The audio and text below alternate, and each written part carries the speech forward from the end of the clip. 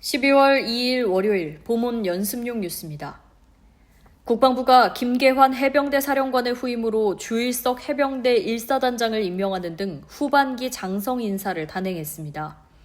주일석 신임 해병대 사령관은 해군사관학교 46기 출신으로 해병대 사령부 부사령관과 합참 전비태세 검열실장 등을 역임했습니다.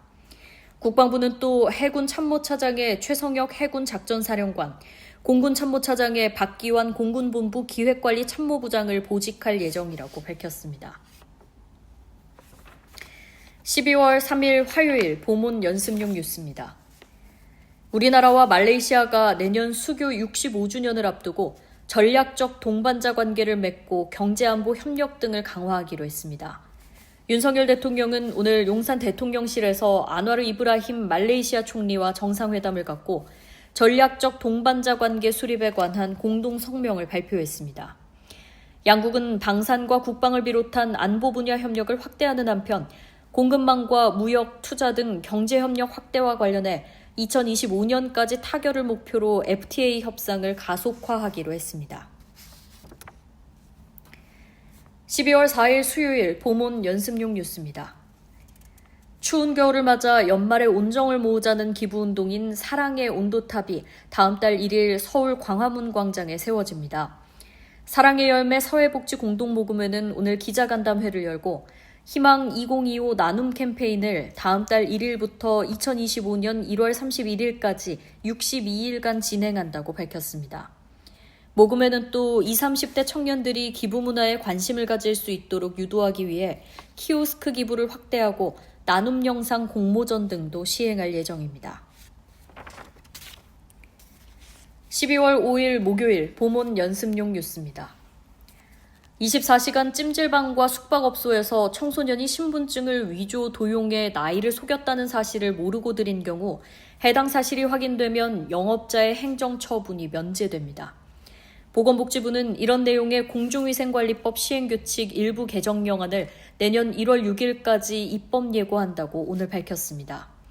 이번 시행규칙 개정안은 사업자가 신분증 확인 의무를 다했음에도 나이를 속인 청소년 이용자로 인해 억울하게 영업정지 처분 등을 받는 사례를 예방하기 위한 공중위생관리법 개정안이 지난달 공포된 것에 따른 후속 조치입니다. 12월 6일 금요일 보문 연습용 뉴스입니다. 사상 첫 10만 달러 진입을 눈앞에 뒀던 가상화폐 대장주 비트코인 가격이 큰 폭으로 하락하고 있습니다.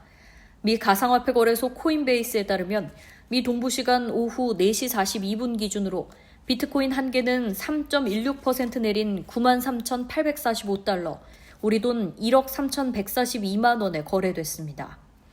도널드 트럼프 전 대통령 당선 이후 급등세를 이어가면서 피로감이 누적됐다는 분석이 나오는 가운데 당분간 조정기가 이어질 수 있다는 전망도 제기되고 있습니다. 12월 7일 토요일 보문 연습용 뉴스입니다. 산업연구원은 오늘 발간한 2024년 경제산업전망 보고서에서 내년 한국의 실질 국내 총생산 GDP가 올해보다 2.1% 증가할 것으로 전망했습니다.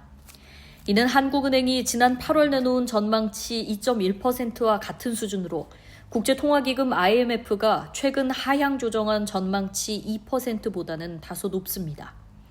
내년 세계 경제는 인플레 안정세와 통화정책 완화 등이 긍정적 요인이나 지정학적 불확실성과 통화정책 변화에 따른 금융시장 변동성, 글로벌 보호무역 기조 강화 등이 성장의 제약 요인으로 작용할 것으로 연구원은 내다봤습니다. 12월 8일 일요일 보문 연습용 뉴스입니다.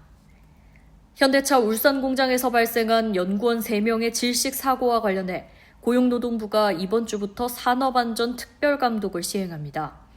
노동부는 현대차 울산 공장에 대한 특별감독을 통해 산업안전보건법상 안전보건 수칙 전반에 대한 준수 여부를 확인할 계획이라고 밝혔습니다. 노동부 관계자는 왜 사망한 연구원들이 일산화탄소에 중독됐는지 원인을 찾는 것이 관건이라며 환기장치와 배출장치가 적정하게 관리되고 작동했는지가 핵심 수사 사항이 될 것이라고 말했습니다.